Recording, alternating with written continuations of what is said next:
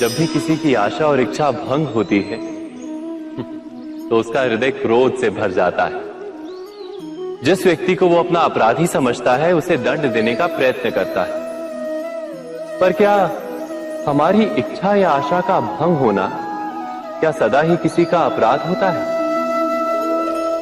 इच्छाओं के अपूर्ण रहने के तो कई कारण हो सकते हैं। कुछ तो संजोग के कारण अधूरी रह जाती हैं और कुछ नियति के कारण।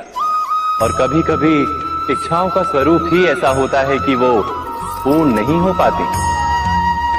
बिना परिस्थिति पर विचार किए किसी को अपराधी मान लेना न्याय नहीं, प्रतिशोध है।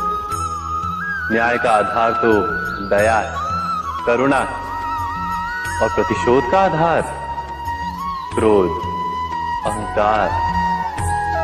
अर्थात हृदय में करुणा धारण किए बिना किसी के अपराध के विषय में विचार करना, किसी को दंड देना क्या अपने आप में ही अन्याय नहीं? स्वयं विचार कीजिए।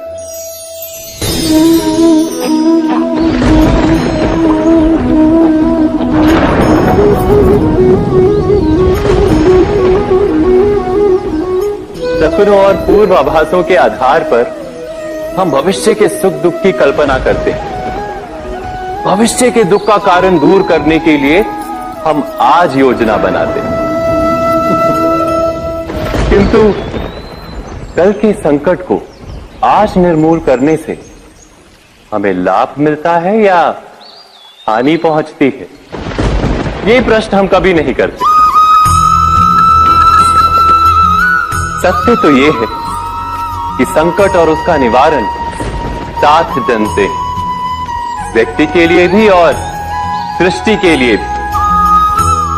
नहीं, आप अपने भूतकाल का स्मरण कीजिए, इतिहास को देखिए।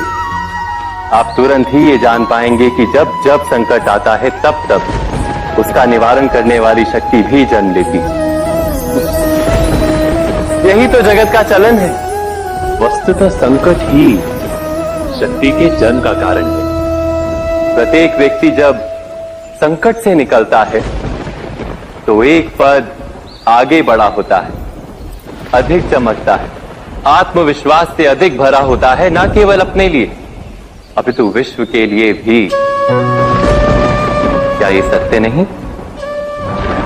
वास्तव में संकट का जन्म है एक अवसर का जन्म, अपने आप को बदलने का, अपने विचारों को ऊंचाई पर करने का अवसर, अपनी आत्मा को बलवान और ज्ञान मंडित बनाने का अवसर।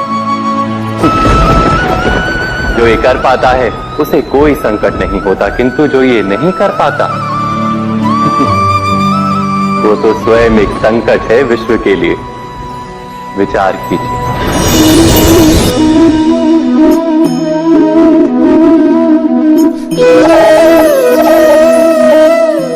परंपरा में धर्म बसता है और परंपराएं ही धर्म को संभालने का कार्य करती हैं, ये सत्य है।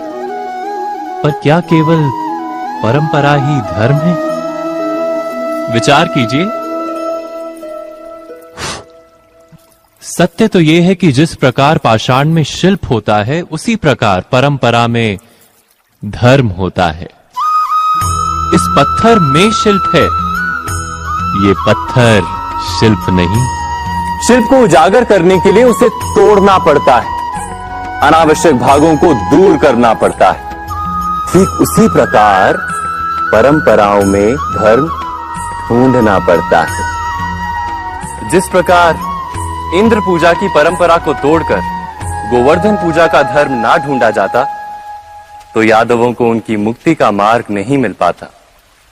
अर्थात परंपरा को पूर्णता छोड़ देने वाला धर्म से वंचित रह जाता है और परंपरा का अंध अनुकरण करने वाला भी धर्म को प्राप्त नहीं कर पाता। कहते हैं हंस के पास नीर क्षीर विवेक होता है। दूध में मिले पानी को छोड़कर केवल दूध ही ग्रहण करता है। तो क्या सच्चा धर्म प्राप्त करने के लिए हृदय में ज्ञान से जन्मा विवेक आवश्यक है? और ऐसे विवेक के बिना जिसे धर्म मान भी लिया जाए, जो वास्तव में धर्म ना भी हो, ऐसा भी तो हो सकता है। स्वयं विचार कीजिए।